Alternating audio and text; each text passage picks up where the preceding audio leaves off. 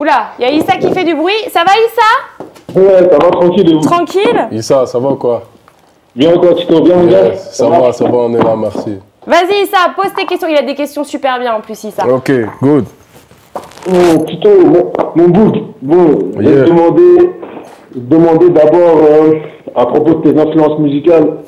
Donc moi je t'ai connu à la fin des années 2000, D'accord. à l'époque du Petit Prince du Hood. Ouais. Donc tu étais très influencé, ça se sentait franchement, tu étais influencé un peu dans la musique, on va dire G-Unit, ça se sentait, il y avait une influence sur les refrains, tu faisais des refrains un peu à la 50 et tout, c'était bien maîtrisé, c'était assez sombre, tu vois, c'était lourd.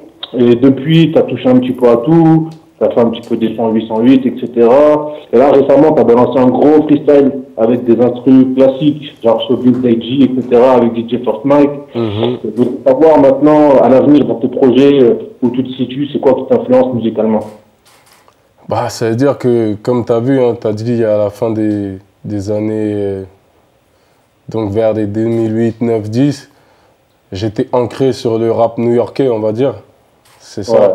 Ancré sur le rap new-yorkais parce que j'écoutais que du Jadakiss, D-Block, du Gangstar, du Method, du Wu-Tang, tout ça, c'était ma sauce. Ça l'est toujours. C'est pour ça que, encore là, en 2016, tu me vois arriver sur des gros freestyles que je kiffe. Mais maintenant, je vais dire, c'est comme moi-même, j'avais pas une identité musicale.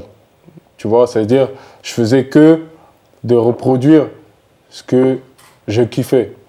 C'est-à-dire que depuis, entre-temps, je me suis créé mon propre type d'instru, comme des Godson Power, des Boy Different, et plein d'autres instrus que tu peux écouter, même Discussion avec un maçon, Le jour de ma percée. C'est des titres et des instrus qu'on a conçus spécialement pour Tito, en fait, tu vois.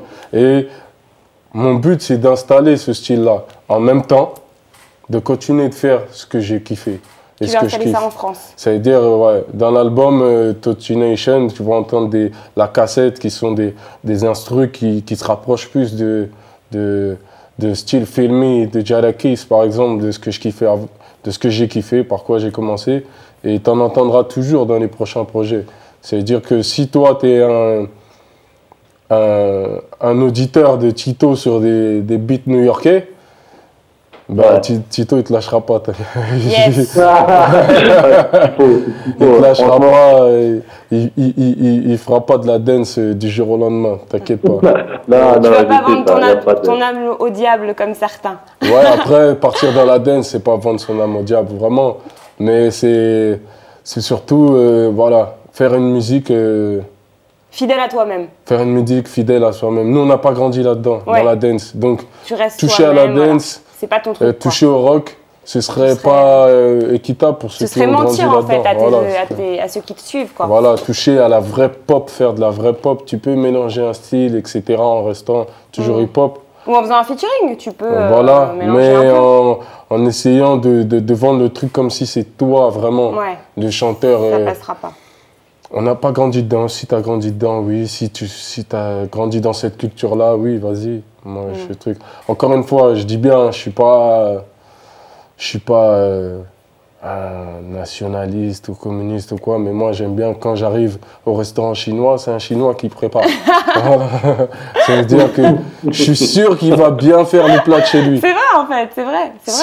Si je rentre au restaurant chinois et que je vois mon petit frère, je vais dire, qu'est-ce qu'il fait là? Je vais dire, arrête, sors. Vrai, Va ouvrir les plats de chez nous qu'on connaît.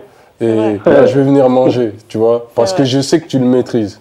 Tu vois. Après, il y en a qui maîtrisent très bien quand même. Ouais, bien sûr. Donc, tu voilà. peux apprendre à faire des super bons sushis ou des super bons nems. Voilà, c'est ça. Bon, Issa, on te fait des gros bisous. Ouais, bah ouais, moi aussi. J'ai répondu à ta question, Issa. Ouais, t'as répondu à ma question, nickel, je t'en remercie, Tito. Ok, merci. Et, si je peux te demander un dernier truc? Ouais. Ouais, je voulais te demander un petit peu par rapport à Interlude.